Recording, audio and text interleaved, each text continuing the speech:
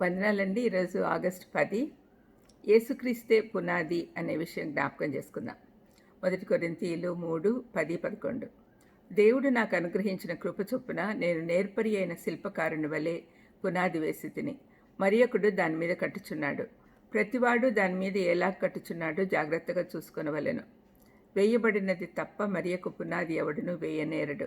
ఈ పునాది యేసుక్రీస్తే. విశ్వాసులందరూ కలిసి సంఘంగా ఏర్పడింది అని మనకు తెలుసు. దీనికి పునాది యేసుక్రీస్తు. క్రీస్తుతో వేయబడిన పునాది తప్ప ఇంకేది పనికిరాదని పౌలు చెప్తూ ఉన్నాడు. ఏదైనా భవనము పునాది లేకున్నా, భవన నిర్మాణం సరిగ్గా లేకపోయినా అది నిలవదు. ఒక ఇల్లు కట్టేటప్పుడు చాలా మంచి వనరులు ఉపయోగించినా అవి సరైన పునాదిపై నిలపకుంటే త్వరగా నశించిపోయి పడిపోతుంది. పునాది బలంగా ఉంటే నిర్మాణం బలంగా చాలా కాలం ఉంటుంది. మన జీవితానికి పునాది క్రీస్తు మాత్రమే. మనం జీవించి ఉన్నామంటే అది ఆయన వల్లనే. మనము ఏమై ఉన్నామో, మనం ఏం చేస్తున్నామో అది దేవుని ప్రణాళికకు అనుగుణంగా ఉండాలి.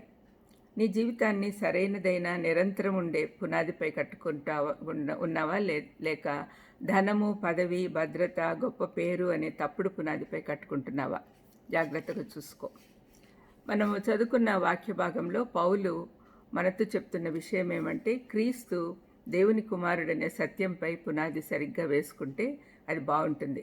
అయినా ఆ పునాదిపై కట్టుకునే బాధ్యత మనపైనే ఉంది అని గుర్తించాలి. ఆ పునాదిపై కట్టుటకు రకరకాల వనరులు ఉపయోగిస్తూ ఉంటాం. కొందరు చాలా విలువైన వస్తువులతోనూ, మరికొందరు పనికిరాని వస్తువులతో కడుతూ ఉంటారు. ఇక్కడే మనిషి నిర్ణయాలు సరిగ్గా ఉండటం లేదు. కొరింథు సంఘంలో చాలామంది గడ్డి, కొయ్యకాలు లాంటి వస్తువులతో కడుతూ అది తన జ్ఞానము అనుకుంటారు, కానీ వెండి, బంగారులతో పోల్చబడిన అపోస్తుల బోధలను వారు నిర్లక్ష్యం చేస్తూ ఉన్నారు. అందుకే రెండవ రాకడలో వారి పనులను పరీక్షించి దేవుడు తీర్పు తీరుస్తాడని చెప్పాడు. 1 కొరింథీ 3:14 అగ్నితో పరీక్షించబడును అని చెప్తూ, పునాది మీద ఒకడు కట్టిన పని నిలిచిన ఎడల వాడు జీతం పుచ్చుకొనును అన్నాడు.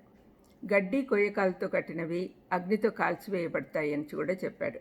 ఒక కట్టడం తప్పనిసరిగా పడిపోయింది అంటే దానికి 2 కారణాలు ఉన్నాయి. పునాది సరిగ్గా లేకపోవడము, వాడిన వస్తువులు విలువలేనివి, పనికిరానివి అవడం. సంఘము క్రీస్తుపై కట్టబడాలి, కానీ ఏ వ్యక్తిపై కానీ ఇంకే సిద్ధాంతం పైన కాదు. సంఘానికి ఏ విధంగా ఉపయోగకరంగా ఉన్నారో అని దేవుడు పరీక్షించి తీర్పు దినాన వారు చేసిన పనులను బట్టి బహుమతులు ఇస్తాడు. వారు యేసుప్రభు పట్ల విశ్వాసత చూపిస్తున్నారా లేదా అని దేవుడు పరీక్షిస్తాడు. మంచి పనులు ఎప్పుడైనా జీతం అందుకుంటాయి. దయచేసి అందరూ యేసుప్రభు బోధల్ని పునాదులుగా వేసుకొని మన జీవితాలు కట్టుకుందాం. ప్రార్థన చేసుకుందాం. దయమేడ యేసునాయనా, మీరు మా జీవితాలకు పునాదిగా ఉండమని బతిమలాడుకుంటున్నాం తండ్రి. మేము కట్టే కట్టడాలు కూడా తండ్రి విలువగల వస్తువులతో, మీ బోధలతో ఉండేటట్టు చేయమని యేసుక్రీస్తు నామమున వేడుకొంచున్నాను తండ్రి. ఆమేన్. God bless you.